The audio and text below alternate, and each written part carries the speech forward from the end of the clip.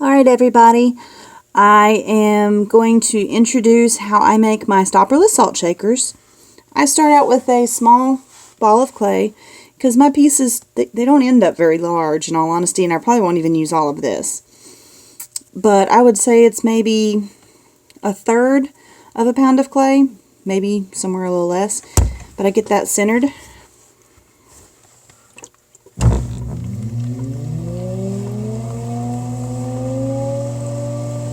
And the Stopperless salt shaker is one of the things I tend to sell the most at festivals, but that's just me.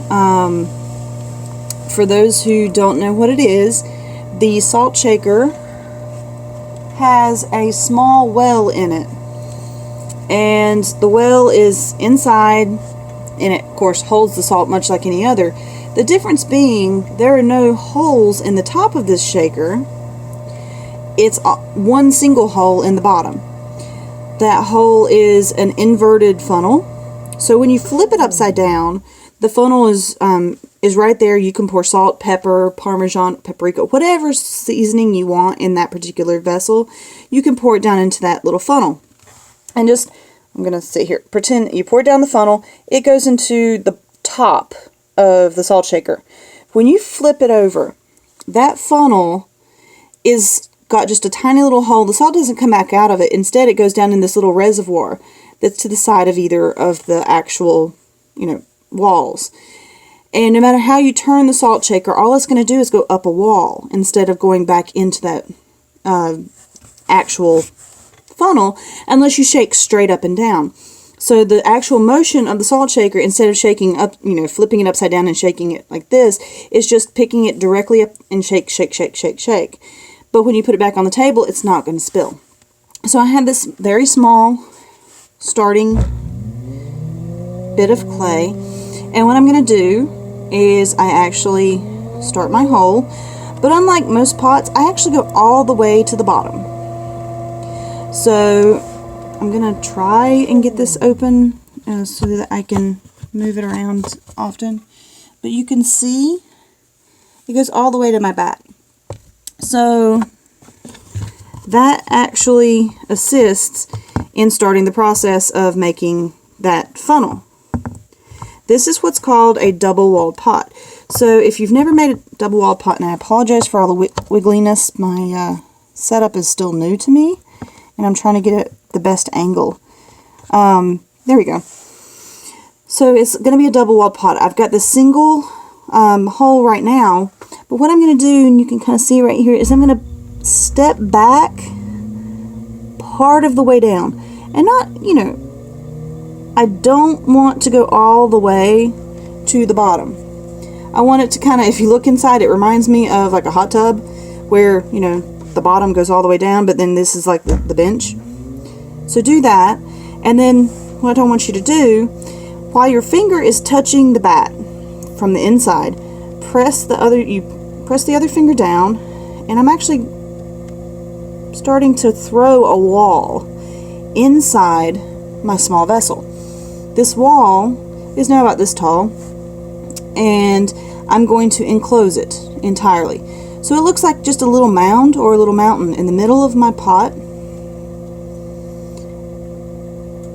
And you'll now see, if you were to cut the top off a salt shaker, this is more or less what it looks like. That bit down there is now the reservoir where the salt will sit.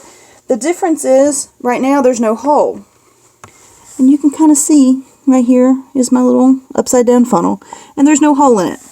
Well, that's because I like to actually go in and make the hole so that I can control how much salt comes out, or if it is going to be salt at all. It might be crushed red pepper, so you'll need a larger hole. But this one I just want to be more of a table salt, so I just go a little ways down. I don't make a very large hole. It will shrink, but not excessively. And then I go in and trim off the excess. And then I just take a sponge to smooth it out, because why have any little bits and pieces for things to snag on, like your salt or pepper, or it just won't be visible, but it could cause problems. So I have my little double, the inner wall now, and then I have my outer wall. Well, it's not enclosed, so if I were to shake, the salt would just pop out. So what I'm going to do is I'm going to start pulling it, and I'm just dribbling a little water as I go. And I'm just pulling the walls up, getting some height. You can no longer see that inner wall at all.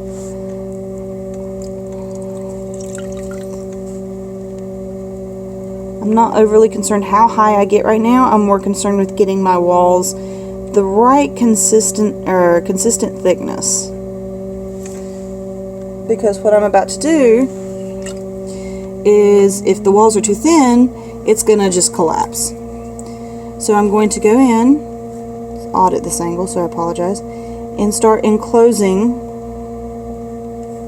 slowly collaring in my salt shaker.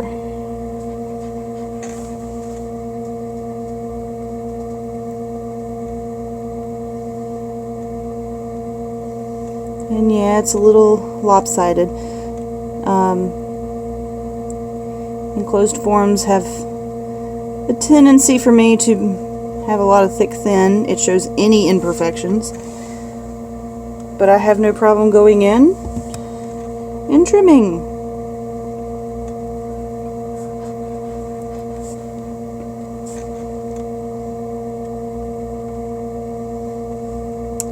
And this is the most difficult part for most people, is closing in that hole without collapsing the pot until that hole is completely enclosed. Even if it's just this tiny little prick right here, there's air that can come in and out. So once you've got that entirely enclosed, you've created a little bubble.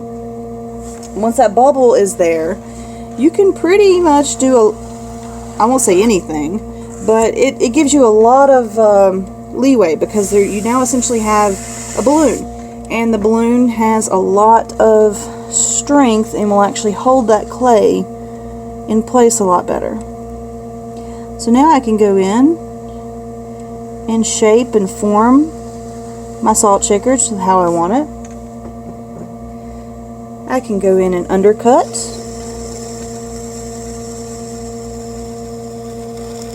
to get a more tapered bottom.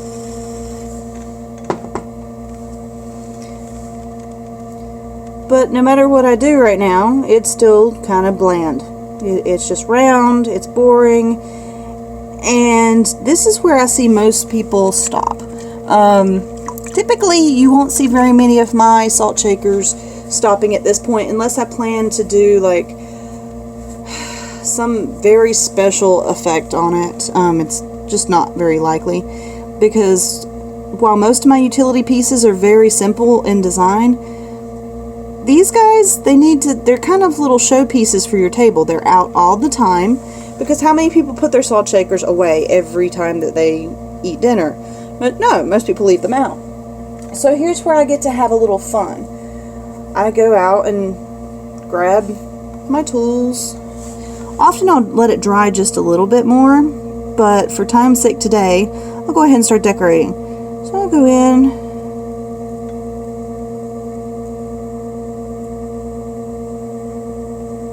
make some lines.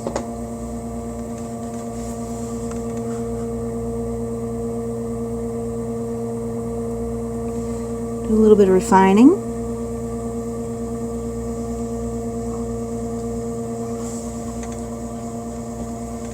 If I want to do something super simple, I can go in with one of these little cake decorators.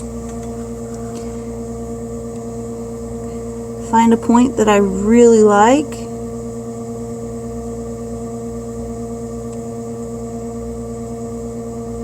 And just trim.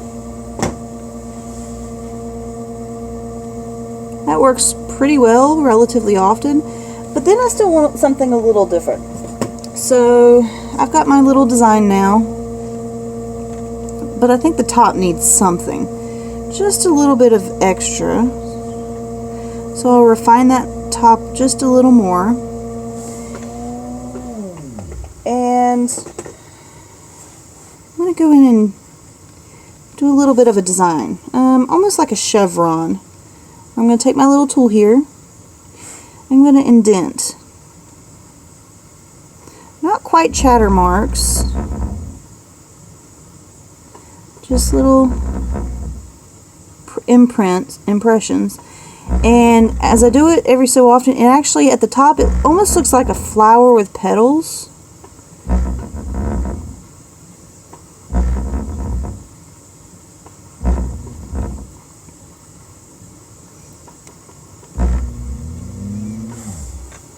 Just enough that if you have one that's salt and one that's pepper, it gives you that different look, so you know which is which if you had them the same color. So there's my little salt shaker. Relatively easy to make. Now all I have to do is the simple cleanup and break, of finishing any pot, such as, well, getting my camera apparently stable. Going in, undercutting, which I'll do right now to get this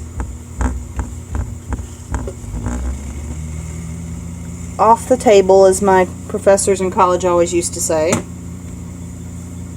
And then last but not least, take my wire tool, cut it off,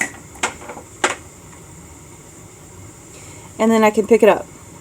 Now this little guy, once they're dry, it's a little easier to show you this, but here's the funnel, and when it dries a little bit, I'll go in here and clean up and open that up a little bit more just with a damp sponge, and then I'll go in and put my initials. But that's how you make a stopperless salt shaker. They're not complicated, but they are unique to each person. So I recommend, if you're a potter, try it out once, or any other kind of double-walled pot. They're fun. I enjoy them. But see what you think. Have a good day.